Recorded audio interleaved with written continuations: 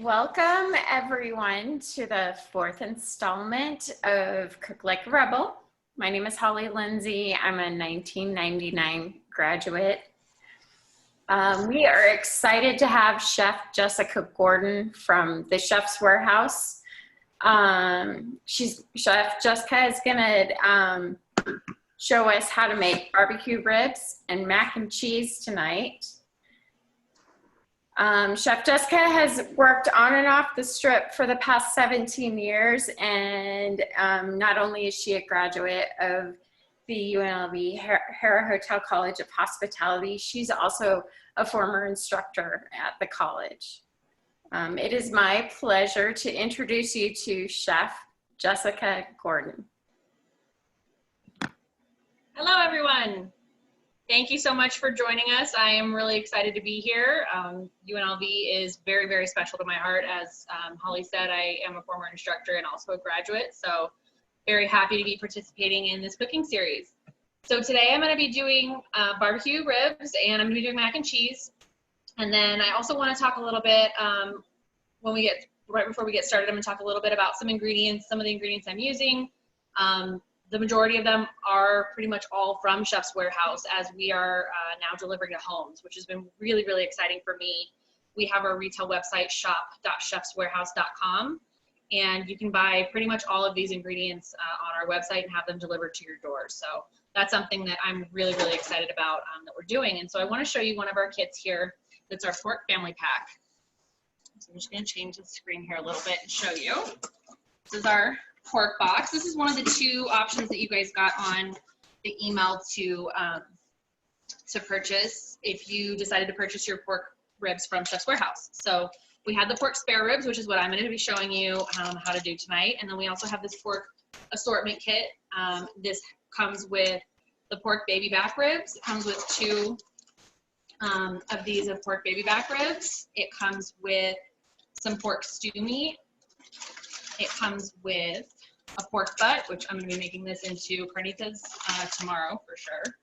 And then a boneless pork loin roast. So like this is just one of the examples I kind of wanted to show. I'm really proud of how many family packs we have that are geared towards home use for people to purchase really, really great quality, restaurant quality style meats from us, but they're all individually packaged and meant for home use. So this kit, just as an example, is $42 for this kit. So it's quite a bit of meat in here that'll last you for a little while. So just kind of wanted to show you guys that as an example, but the one that I'm going to be going through right here, and I'm going to change my board, or my camera so you can see my board.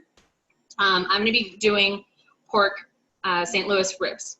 So what I have here, I'm going to get right into it. We're going to go through and we're going to season these ribs. We're going to take the membrane off first, then we're going to season the ribs with the dry rub mixture. And then we're going to put these in the oven. They do take about 4 hours to cook. So I have some that I've already cooked yesterday that I will take those out and show you the finishing steps of how to finish them when they're done after 4 hours. And we're also going to make some mac and cheese. So let's get started. So the first thing I've done, obviously I've washed my hands, very, very important. I have clean cutting board. I have all of my mise en place out here. If you guys can see, there you go, you can kind of see my containers. I've got my spices back here so you can see all of these spices are from Chef's Warehouse as well. Got them all over here, but I have them in nice little containers already prepped out for me. One of the most important things in a kitchen, mise en place, is French for everything in its place. This organization just makes things go so much smoother and so much faster. So I've got my bowl here, which has my brown sugar in here, and then I'm going to add my salt. I've also got my paprika and the brown sugar as well, and then I'm adding pepper. I'm adding chili powder. I'm adding a little bit of cayenne pepper, garlic powder, and onion powder as well.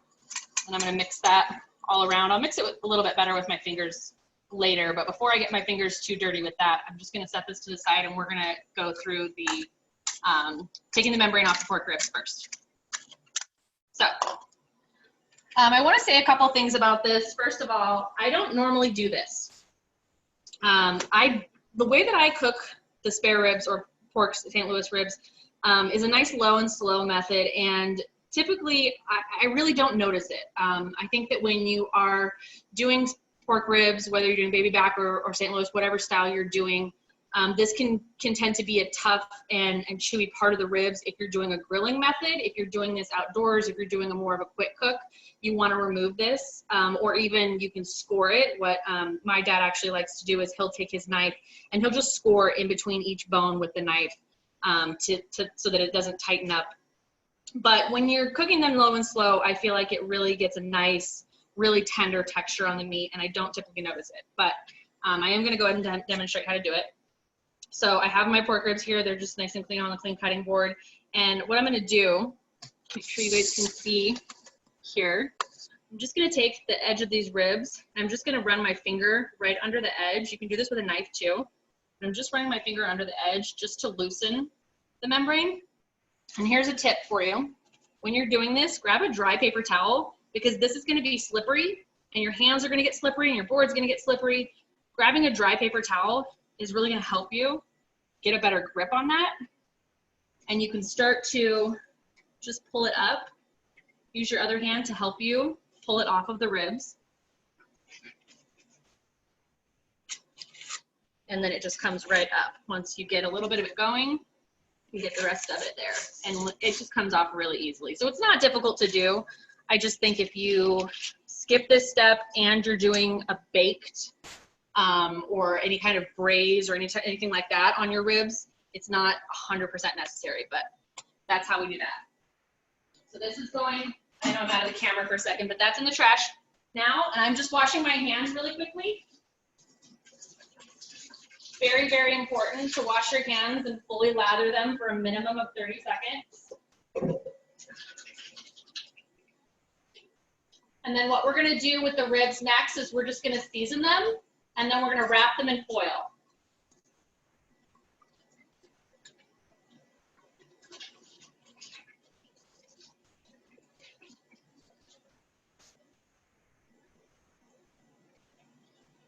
Okay, so now my hands are nice and clean.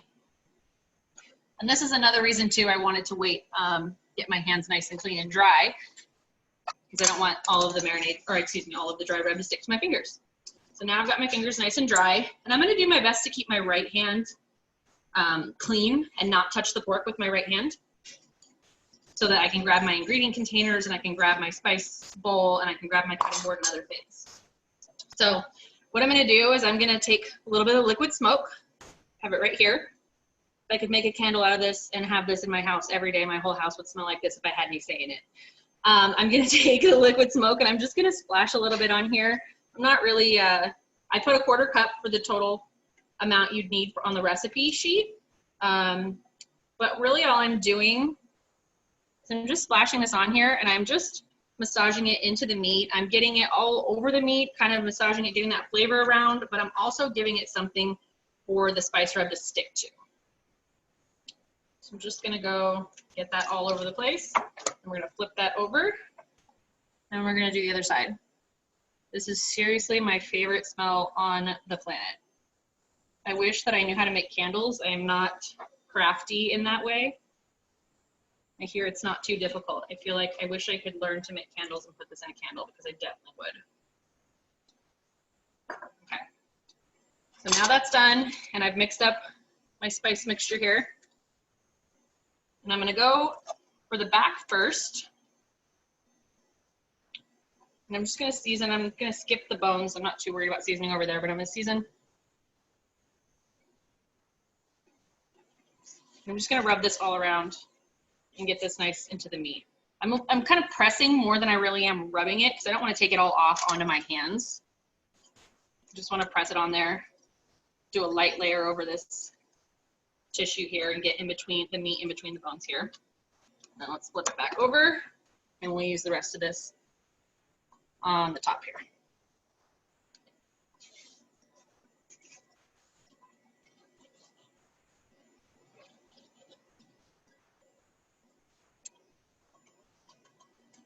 I feel like I wash my hands probably 100 times at home, because and I say that because I'm getting ready to wash my hands again, because the next thing I'm going to do is wrap this in foil. So that's seasoned all over the place.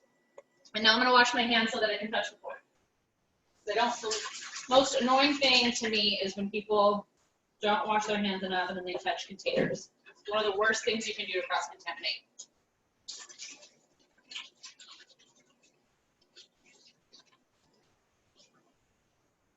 Okay.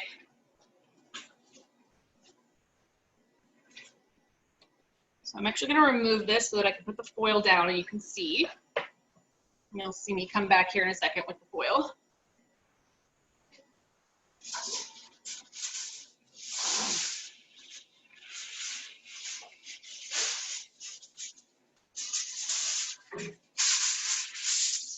So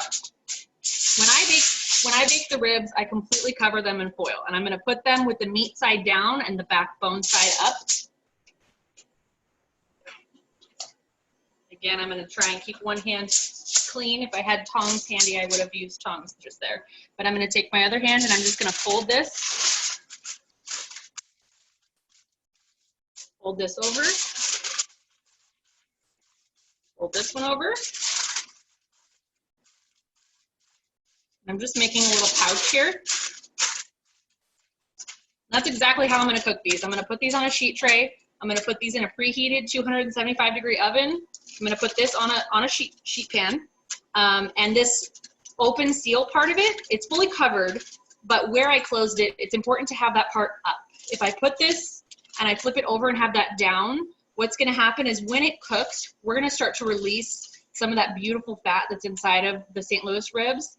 And that beautiful flavor, and I don't want that to spill out onto the pan. I want that to stay inside this foil pouch and really tenderize as it's cooking. So it's important that this seal of where we closed it is facing up, just in case any juices do come out. We want to give it the most chance of that staying inside the package. So that's what I'm gonna do with that. I'm gonna wash my hands one more time, and then we're gonna start talking about mac and cheese. While I'm washing my hands, are there any questions that I can answer right now about the ribs before we move on to the mac and cheese? And we're going to come back to the ribs, by the way. We're going to come back to the ribs after the mac and cheese. I don't see any questions just yet, Chef Jessica. What's that? I don't see any questions just yet. No problem. I just know I'm washing my hands a bunch of times, but it's very important. So I'm going to take these. And put these in the oven at 275. And then the next thing I'm going to do, I'm going to take this laptop over here. We are going to be over the stove talking about mac and cheese for a minute.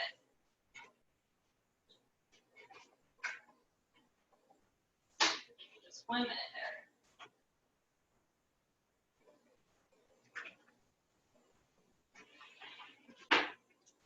there. Okay, mac and cheese. So we are just going to make a really basic morning sauce. We're just make a really basic cheese sauce, which is going to be comprised of a roux, which is our butter, and our flour. And then we are going to make that with some Gouda cheese and cavatappi pasta. Now, I just want to say that those are the ingredients that I chose just because they're my favorite and that's what I use the most. This is the cheese that I'm using. It's a really great smoked Gouda from Holland. But you can really truly make this with whatever you want. I am not a mac and cheese snob. If you have penne in your pantry, if you have elbow noodles, whatever pasta you have in your pantry and you want to use up, and whatever cheese you have in your fridge and want to use up, go for it. I think that this is a really, really great, super versatile recipe. Like I said, I'm using smoked Gouda, but you can do cheddar, you can do Comté, you can do, I mean, there's so many kinds of cheese out there. Don't feel like you have to use elbow noodles and cheddar cheese. Use what you want. It can really work with so many kinds of cheese. And you can use a mixture of cheeses too. I mean, some provolone and some smoked Gouda mac and cheese would be great. I could do a lot of things with this. So all I did was I just put my butter in there. You know, it's kind of hard to see in the pan, but I'm just melting it over a medium heat. That's a little bit too high of a heat. I'm just gonna go like a medium heat. And I don't want to brown the butter. I don't want to blast it with heat. I don't want any color on the butter. I'm just looking to melt it. And then we're going to mix in the flour with a whisk after that. I've also got my milk measured out here. You can see I've got my milk in this quart cup, so it's 3/4 of the way full. So I've got 3 cups of milk here. I don't know that I will use all of that. We will see how it goes. And I will explain why as I'm doing it. So all of our butter is melted. I'm gonna add our flour now. And I'm just gonna whisk this.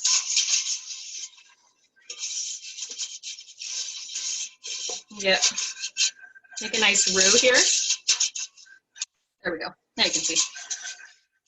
And there's 3 common types of roux. There's a white roux, a blonde roux, and a brown roux. I really want to stick with a white roux. I don't want to, and the white roux is the least amount of cooking time. When you're going, the more you cook it, the less thickening power it has, but the more flavor it has. And I don't really want flavor from my roux added to my mac and cheese. If you're making like a gumbo, you really want that deep, rich, nutty flavor from a dark roux. I don't want that from my mac and cheese. All I'm really looking for is to thicken up the milk and make a nice sauce. So I'm just gonna give this about a minute. And all I'm really looking for here is to see that I don't have any lumps, I don't have flour floating around, and I just got a nice, there you go, just a nice buttery color. So the milk, like I said, I've got 3 cups here. I'm gonna add about a cup right now to it and just whisk that in, get everything nice and mixed in. And get rid of all those lumps. It's gonna want to thicken up and create lumps, but you wanna use a whisk to tighten that up. And then I'm just gonna add a little bit more and go from there. Continue to whisk and break up any tightness or lumps in here. I always add my milk little by little. I don't, even if I am gonna use all 3 cups, I don't wanna add all 3 cups in the beginning because it's a lot easier to thin it out than it is to thicken it up after the fact. So if I do need all this milk, then that's fine. I've got it here and I've got more in the fridge if I happen to need more, but I can have an easier time thinning it out than I can thickening it. I can thicken it, but it's just easier to thin it than it is to thicken it. So always add the milk in stages. And my stove was getting a little bit too hot there, so I did turn it off for a second, but I just turned it back on.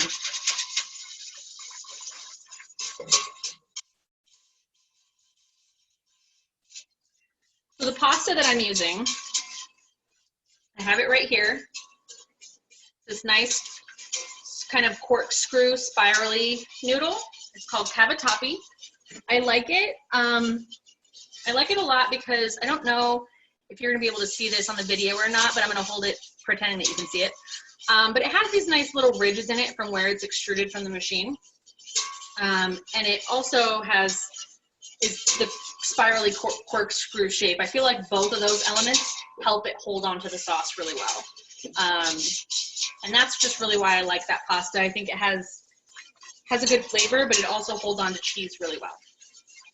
But like I said, you can use elbow noodles, you can use orecchiette, you could use penne. I mean, seriously, whatever you have, it's not gonna hurt it. So I added just a touch more. And what I'm looking for right now is I'm looking to start seeing bubbles. I want this to have reached its full thickening power, and I know that it's reached its full thickening power when it comes to a boil. When it comes to a boil, when I start to see those bubbles around the edges, I know that I'm getting close. So I'm just keeping an eye on this. It's still over medium heat. If I did put it over a higher heat, then I would potentially scorch the bottom of the pan, and I want to definitely avoid that.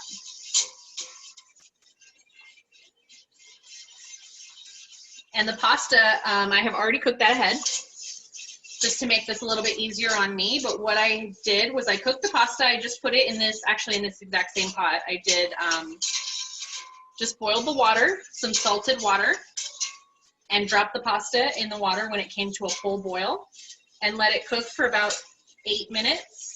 And then I just pulled a piece out carefully with a ladle and just tested the piece of pasta to make sure that it was the texture I wanted. I would say about 8 to 10 minutes is where you want generally for this particular type of pasta.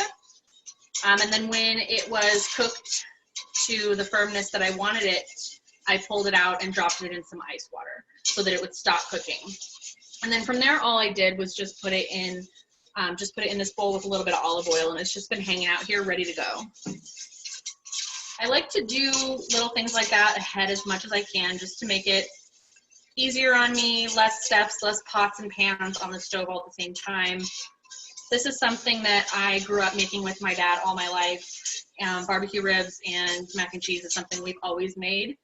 Dad, if you're watching, I apologize if this is not your recipe. My dad never made it with Gouda, but that's okay. It's still, this is my dad's recipe for the meat, or his technique actually that he taught me to do the foil. This is the way that I've done it my whole life with my dad. But what I was going to say is I can recall making this so many times growing up, and just pots all over the stove, and beans in one and mac and cheese in the other, and the ribs are in the oven, and there's people all over the kitchen, and there's just so much going on. So I like to, anything that I can do to get a step done ahead and just be a little bit ahead of the game, like cooking the pasta ahead, is something I really like to do. So I feel this tightening up. I feel it getting a little thicker. It's starting to stick to the edges of the pot and of the bottom. So I know it's going to come to a boil really soon. I'm just stopping for a second to see if I see any bubbles, and I don't. So we're getting there. It's thickening, but we're not quite there. Probably another couple minutes. And what's going to happen when it comes to a boil is I'm going to shut this off, and I'm going to add the cheese. So the cheese, I have that right here. I'll talk about that while we're still waiting on this to come to a boil. The cheese I have right here, and I've already cut it up in this container. Again, I have deli cups all over my house, not just in my kitchens, but I have them all over my house too, I swear. They're really great and handy, and they come in all different sizes to organize and store things. But I've taken my cheese and I've already grated it up. You can grate it if you have a box grater, or a cheese grater or something at home. You can certainly grate it. You can dice it. You can do whatever is easiest for you. Again, this is not something that has to be fancy or fussy, because it's going to melt. So do what you're comfortable with. Do what's easiest for you. And I promise you, we're going to end up with very similar sauces. If I dice mine and you grate yours, it's still going to melt the same way. So do what you're comfortable with and work with what you've got.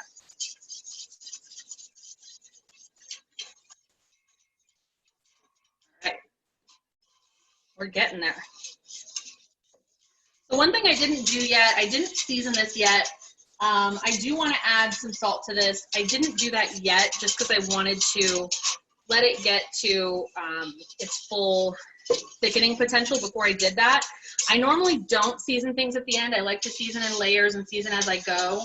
But since we're adding milk as we go to this, we might season it and have it be perfectly where we want it, and then add more milk and dilute it. So this is something I just kind of want to wait till the end and add the salt if I need it. I also have this really beautiful cheese, and I don't want to add salt to this and then add a really beautiful cheese and then have now the sauce is too salty, because I didn't consider how much salt is actually in the cheese. So I don't know if you guys can see this or not, but I'm getting bubbles in here now, so I'm good. It's almost like a pasty kind of consistency. I mean, it's very smooth. It's not sticky. It's very smooth, but almost like a melted chocolate kind of consistency. Melted white chocolate, I should say. So I've turned the heat and turn it all the way down to a very, very low simmer. And I'm going to drop in my cheese. There we go.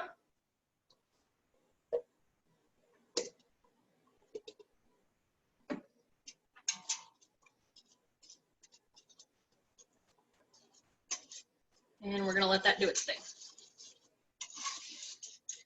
Just mix it all around and let that get nice and melty. I will say that just looking at this right now, I feel like I'm going to add a little bit more milk, but I want to get this melty and going first. See if I can turn that a little more so you can see. Easy cheesy. I love it.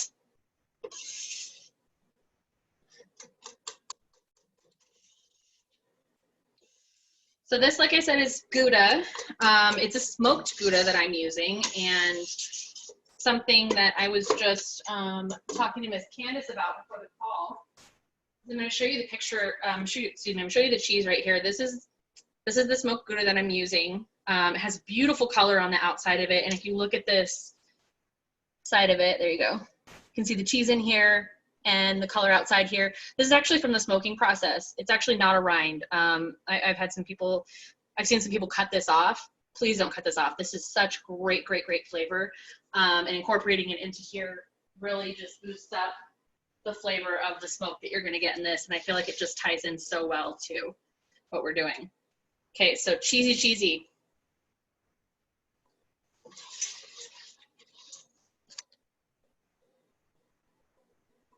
So much fun.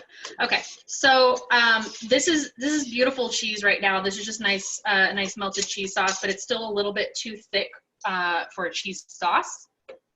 So I'm just gonna add a little bit more milk, just thin this out a touch. I don't want it to be too thin, but it's too thick right now to add the pasta in.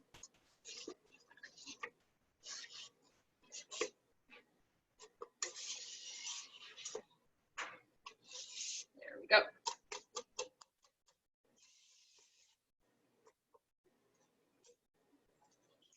A little bit more. We almost used all 3 cups.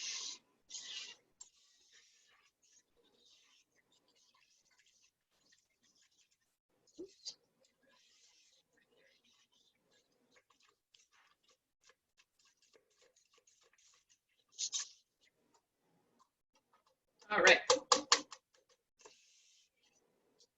I'm gonna get all this cheese off of here. Take my whisk out, and then I'm gonna add my pasta.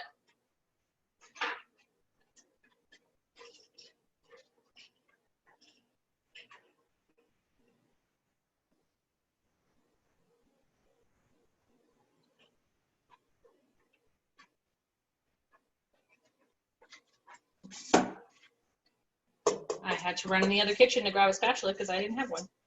Whoops.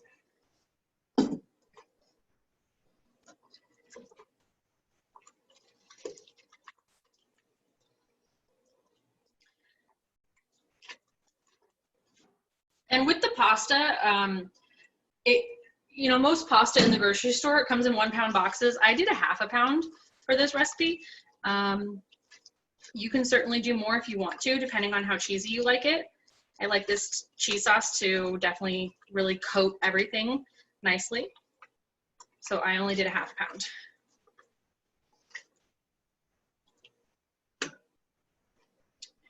There's our pasta. So I'm gonna leave this here. It is off on the stove. It is still very hot. It came up to a boil. And we had our milk at room temperature and our cheese at room temperature. So nothing really cold went in here to chill it down. So that's gonna stay right there. I'm gonna grab a tasting spoon. I'm gonna taste it and check the seasoning. Or a tasting fork, because that's what I have on hand.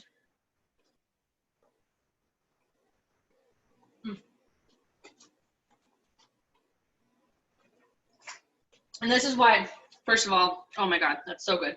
But this is why I didn't want to season it at the beginning. Like I said, the cheese had a really nice, great saltiness to it already. So I definitely would have regretted if I had seasoned the sauce beforehand. So I'm just going to add, I think this is probably about a teaspoon of salt. That's plenty. And we're just going to stir this in here. Great smokiness from that cheese. It's delicious. Okay, that is good. Now we're gonna bring the computer back over and we're gonna talk about ribs a little bit more.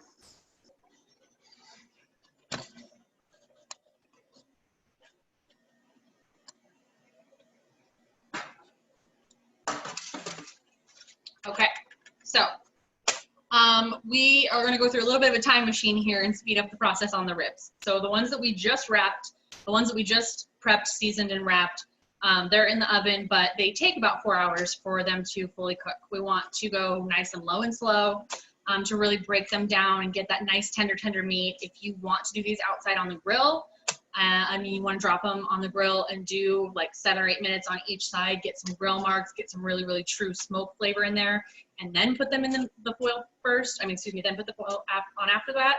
That'd be great too. I'm focusing on staying inside today, so I'm definitely not doing a grilling recipe. This is all oven. But what I want to show you is the set that I made yesterday. So I have a half rack here that's in foil. This is exactly how it went in the oven and how it came out of the oven. I haven't even opened it yet. And then the other half is right here, already cut and prepped on the pan, where we're gonna put the rest of them. So this is what they come out looking like, and we're gonna open all of this and show you. I took one package apart and prepped it, and then we're gonna do the other half of the rack now, and then we're gonna glaze these with barbecue sauce, and we're gonna put them in the oven. So the oven that I have, I'm gonna wash my hands one more time before I touch this because I've been touching the stove and everything, but the oven that I have, the previous set of ribs, the ones that we just prepped today, those are in a 275 degree oven. These ones are gonna go into a 450 degree oven. So if you have a broil setting at home, that's what I use when I'm at home. I'm in our chef's warehouse kitchen right now, and these are all professional ovens, and they don't have a broil setting. So I'm just putting them up to 450. I want them to be really, really nice and hot. I'm not looking to cook the meat. The meat is already cooked. What I'm looking to do is just really lather them in barbecue sauce and get them nice and crusted in the barbecue sauce. So I want a nice high heat on them. And so I'm gonna open this. Again, the foil part was up.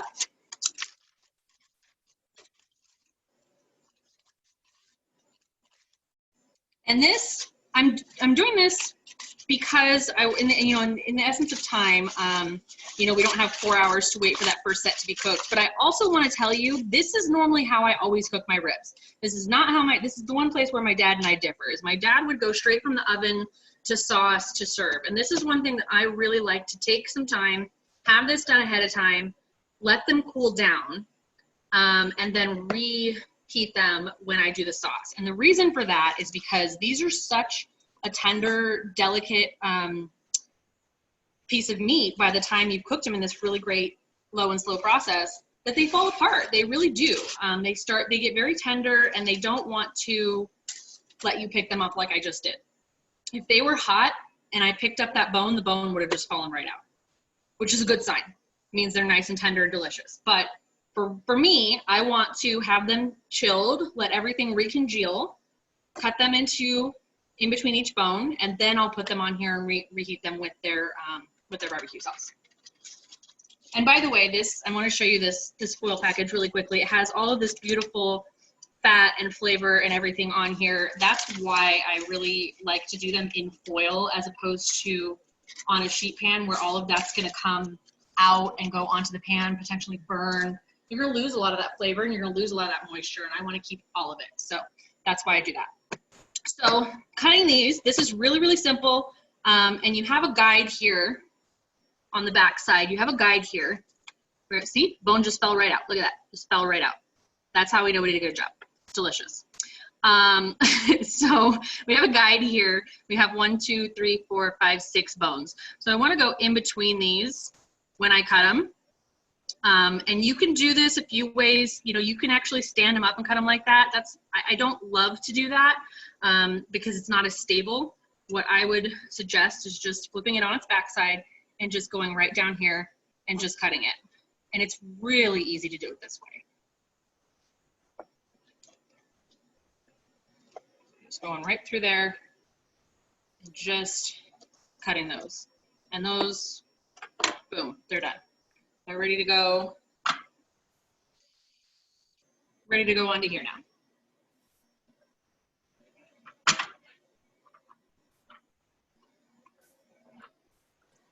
Chef Jessica, I do have a quick question for you.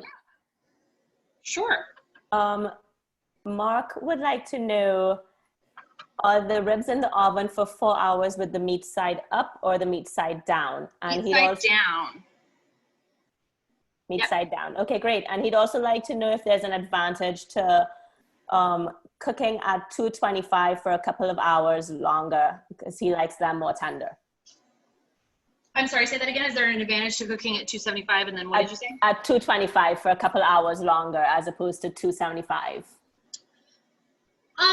You know, it's a personal preference thing. I think that you could certainly do that. I actually like to be honest, I really like to do my ribs in an immersion circulator, which is a temperature controlled water bath. It's something that we do a lot in restaurants, and I have one at home, but that's not something that a lot of the general public has. And the only reason I'm mentioning it is because when I do that, I do them at 180 for 72 hours. So you can certainly do 225 for a little bit longer time. The lower and slower you go, the more tender it's going to be, and it's going to have more time to really break down the cartilage. And really you're simmering it in that meat. That's why we want to do it with the meat side down instead of the bone side, because you're letting it, as the juices come out, you're collecting those juices in that foil pouch, and you're really just basically braising the meat in that juice. So yeah, absolutely. You could certainly do a lower temperature.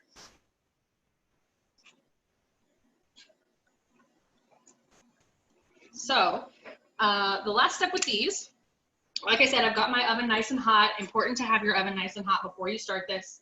It's at 450, but if I were at home, I would be using the broil setting. And so I've got my meat here. I've got my barbecue sauce here. I will tell you, let's see if I can get it in the camera and not get pork on it. This is what I'm using. It's Sweet Baby Ray's. As you can see, this is a giant container and it's less than half full. This is my container from home. I use it a lot. Casey Masterpiece is another one of my favorites and my family favorites as well. I'm from Kansas City. I like a really thick barbecue sauce. I like thick and tangy, brown sugar base, molasses base, really like get a lot of depth of flavor in there. There are so many kinds of barbecue. Do whatever you like. If you like a vinegar base, if you like, honestly, there's so many kinds out there. Honestly, do whatever you like, but I will tell you, this is what I like. And I like it not just because of the flavor, but I also like it because it sticks to the meat really well, and it caramelizes and glazes the meat really well. So that's why I'm using this. And Sweet Baby Ray's has a few different flavors, but this is just the basic one. I'm really not trying to use any fancy tools here. I don't want to use anything that I feel like you wouldn't have at home. Even a brush to brush the sauce on. I don't honestly have one at home. I don't like cleaning them, and I don't like using them. So when I do this, I honestly just do this with a spoon. You can see here, just double check my camera. I just do this with a spoon, and I go through here and just get it all over the ribs. It does not have to be anything fancy or perfect. We're just gonna get this all over. I'm not going too close to the edges because as this cooks, it's also gonna thin out just a touch, not too much, but it's gonna thin out a touch, and it's gonna spread over the ribs a little bit too. So I don't wanna get too much sauce on the edges because I really don't wanna lose it by having that go onto the pan.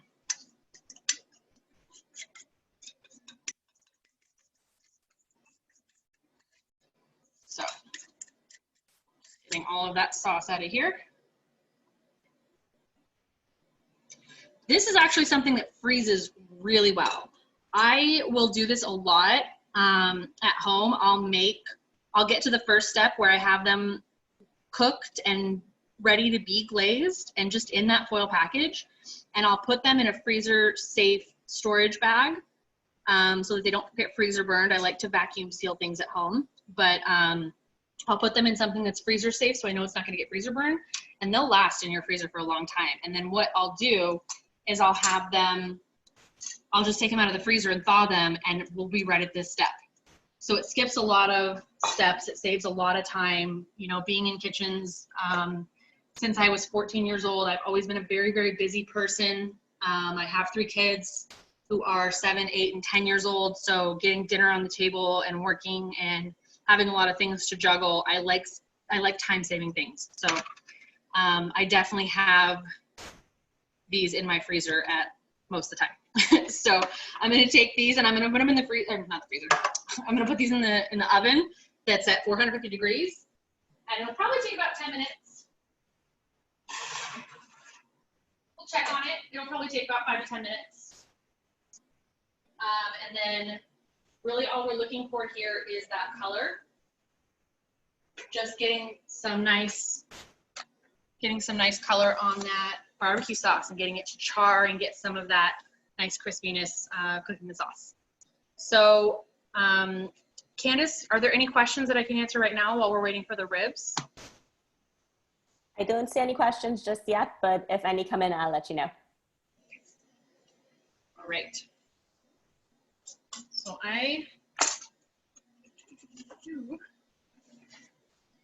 like I said, if you're doing the broil and you're doing this with the broil setting at home, you want to make sure you don't go far from your oven. Don't take your eyes off of it. It's very, very easy to burn using the broil setting. So it's something, broil is not to cook with. Broil is just to finish and get that nice char texture if you're not able to go outside and go on the grill. It's definitely not going to add any smoke flavor, but it's going to add that nice char to it. So if you're using the broil setting, don't go far from your stove. Chef Jessica, can you finish on the grill? Can you finish on the grill? I don't think that I would. I wouldn't, just because I wouldn't finish by putting directly on the grill because they might fall over.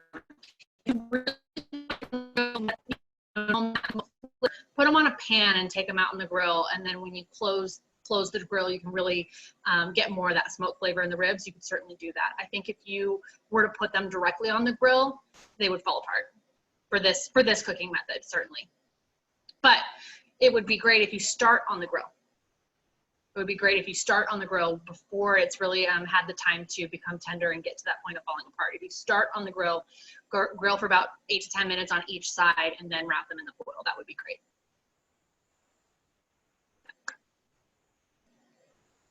Let me check, see how we're doing here.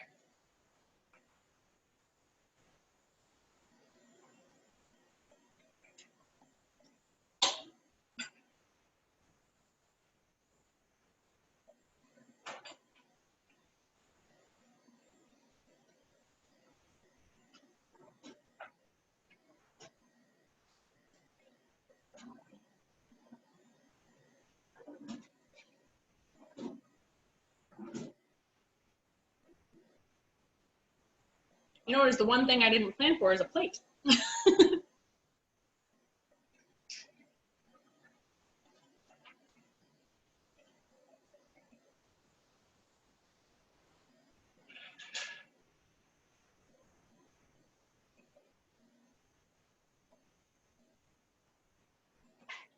Found one.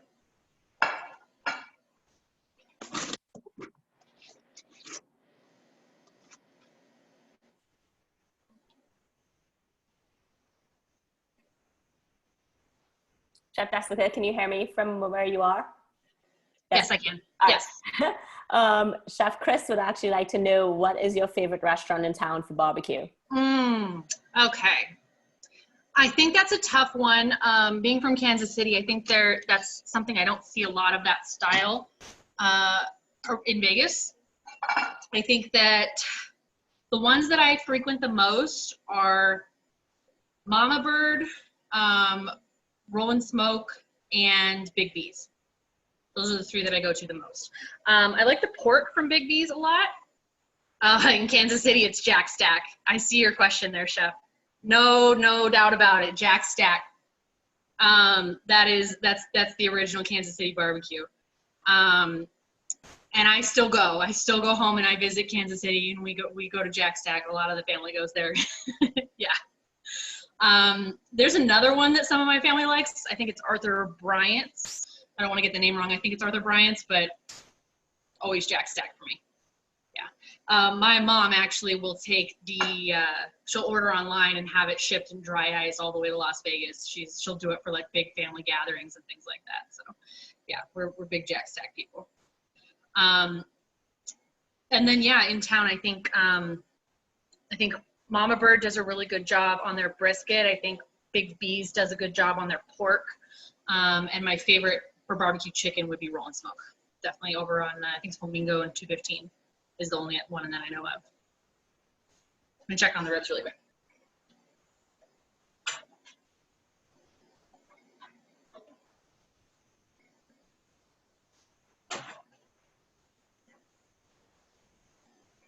We're getting there. I hear some good sounds. I hear some sizzling in the oven, but it's not quite getting the char that I want.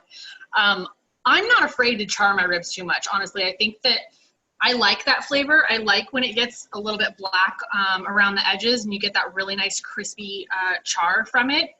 but I'm not going to go that far with them right now. I think that that's something that I don't mind, but it's definitely not something you want to do too much of. You don't want to completely coat them in char. You want them to still have that nice thick sizzle barbecue. And I hear the sizzling sound right now, but it's not quite thickened and charred yet. So we're going to give it another minute. Right, 1 second.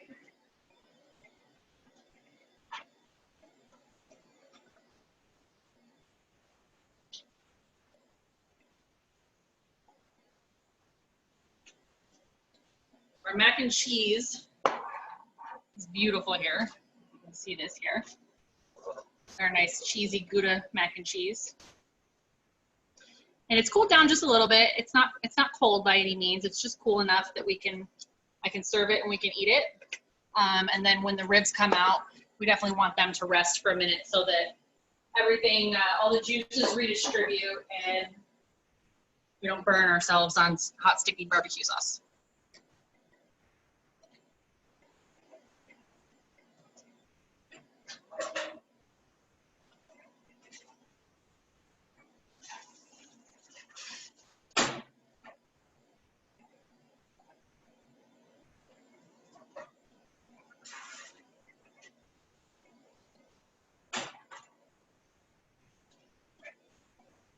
So in the interest of time, I'm going to take these out.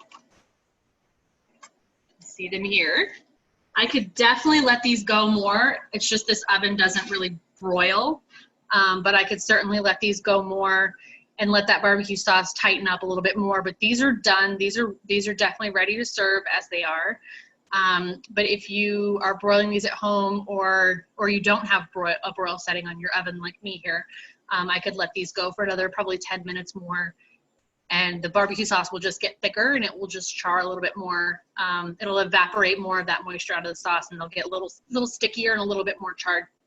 But I'm gonna go ahead and plate these up and serve them now. And then if there are any more questions, you can feel free to ask them now or after I plate it. I'm gonna go ahead and plate this up right now.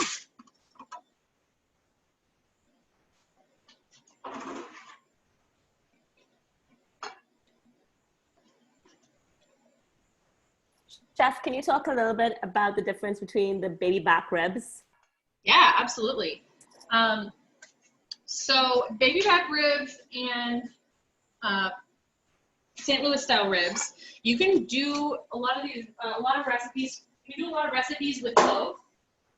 You can use either one, but it's really a personal preference. I am more a big fan of St. Louis style ribs because they have more meat in between the bone.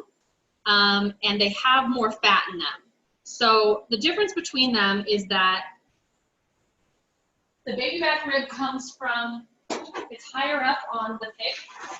So I want to come over there where you can see my hands for a second. So baby back ribs are, if you imagine the pig and this is its spine, if its head's right here and this is its spine, the baby back ribs are going to be right at the top of the backbone of the pig where it meets the spine. Those are going to be more of a lean kind of meat. And then as you get further down onto the side of the pig, that's where you get to the spare ribs and the St. Louis style ribs. So like I said, the St. Louis ribs are going to have more meat in between the bones, and they're definitely going to have more fat. The baby back ribs are going to have more meat on top of the bone, and they're going to be a little bit more, I hate to say they're more tender because I really think they're both tender. How you treat them is what makes them tender. But the baby back is definitely going to be a more quick cooking meat, and it's going to be more lean. It's going to have less fat.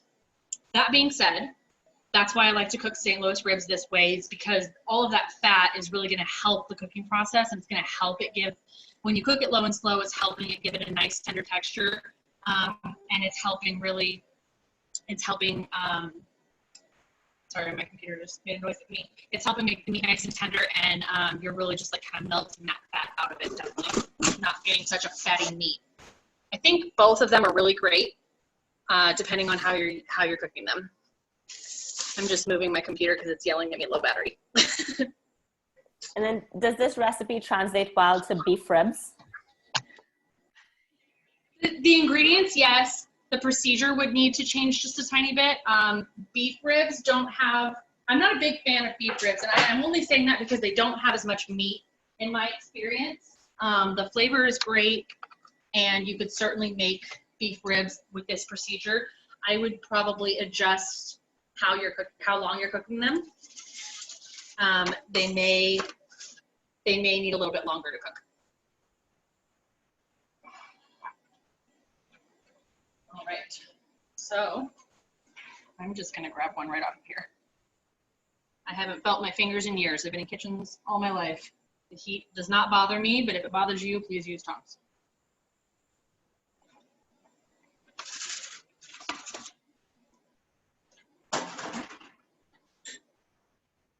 So this is our finished plate here. Ribs and mac and cheese.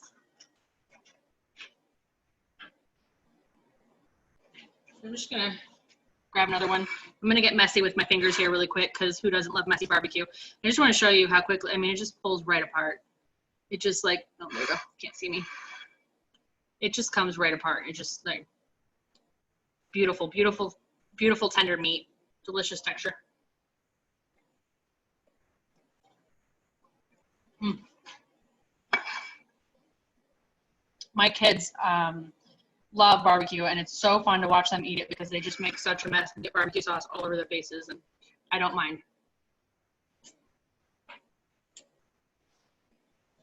Mm.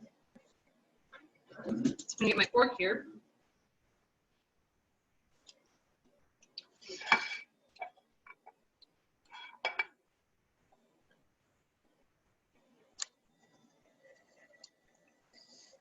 Delicious. So this, like I said, it's a flexible recipe. You can use any pasta, any cheese. You can use baby back. You can use St. Louis ribs. There's so many things that can be paired with barbecue. I mean, if I were eating this at home, or I were eating this at, with my dad, we would have made coleslaw. We would have made potato salad. We would have made barbecue beans. We would have made cornbread. There's so many things that can go with this. You can really mix it up and have so many different recipes. You can do this indoors, you can do it outdoors, really anytime of year. I think this is a great recipe for all year round, but I'm Kansas City, so I'm biased. I like my barbecue. Are there any other questions that I can answer? It's great to hear from you, Chef. I see your question there, or your comment rather.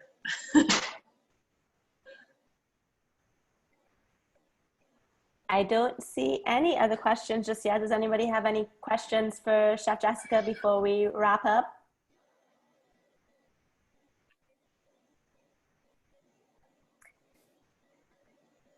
Personal preference, dry versus wet? For the rub, dry. Yeah. Oh, thank you, Holly. I'm glad you like the rub. Yeah, I mean, it's a really simple recipe to make the rub. There are several ingredient packets in the store that you can buy if you just want to grab one, you don't want to deal with it. But I bet most people have these ingredients in their pantry. They're very simple ingredients. I didn't pick anything crazy. I certainly have really fun, crazy ingredients in my pantry and some really fun recipes with them. But this is I wanted to go for a really simple recipe. Same thing with the barbecue sauce. I've always made, something fun fact about me, I've always made all my condiments. I grew up really a lot of homemade mayonnaise and homemade ketchup and things like that. My dad really hates when there's ketchup in a recipe. A lot of barbecue sauces have ketchup in the recipe, and as soon as he sees ketchup, he's done. He's done reading it.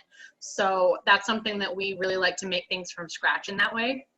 I've been cooking with my dad all my life, and so that's why I really wanted to include all of you guys got a barbecue sauce recipe in my recipe packet as well. So, it's fun to make it at home. My kids all know every ingredient that's in their food. They know how to make these things.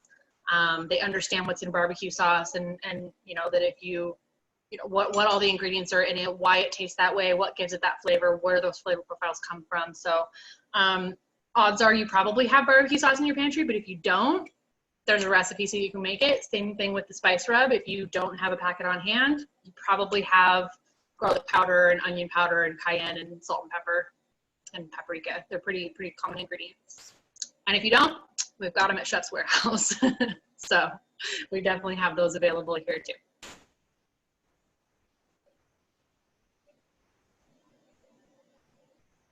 Thank you. Thank you so much, Chef Jessica. I'm not seeing any other questions popping in right now, but thank you for spending your Friday evening with us. And Yeah. Thank you so much for having me. Ribs and mac and cheese. We appreciate it. Thank you. Thank you. You're welcome. I definitely want to give something fun for Memorial Day and something that, you know, means a lot to me. This is something I grew up eating, like I said, all my life. And if anybody has questions or, you know, just questions about products in general, anything about the products we carry at Chef's Warehouse, or even if we don't, I love to talk about food. You guys can always reach me through shop.chefswarehouse.com. There's a little chat app and you can get a hold of me that way. I'm happy to answer questions. Thank you. Thank you, Chef Jessica. And thank you everyone for joining us again for our event this Friday evening. Just wanted to remind you about some upcoming events that we have. Tomorrow, we have our installment of Salute Prost Chairs, Got Bear with the Craft House Brewery team. I think there may be still time to put in an order for your beer tasting packet if you haven't done that already. Pickup is tomorrow at either one of the Craft House Brewery locations, where I think Arts District in Henderson. May 29th, we have our 5th episode of Cook Like a Rebel. Chef Mark T from UNLV is going to be showing us how to make pan-seared chicken in a mustard sauce with rice pilaf and charred Brussels sprouts. And on May 30th, we have our other episode of Salute Prost Chairs, Why Not, with the Las Vegas Valley Winery. They're going to be tasting and pairing some wines as well as showing us how to make sangria. So you definitely don't want to miss out. All the links are live now, so please feel free to register at www.unlv.edu/hospitality/events. And as always, please don't forget to tag us with your finished dishes on social media. We'd love to see what you've been cooking. We're on Facebook, Instagram, LinkedIn, and Twitter. You can find us at UNLV Hospitality and at UNLV Hospitality Alumni. Once again, thank you so much everyone for joining. I hope you have a great Memorial Day weekend and a fun long weekend, and you cook some barbecue ribs and mac and cheese this weekend. Have a good evening, everyone.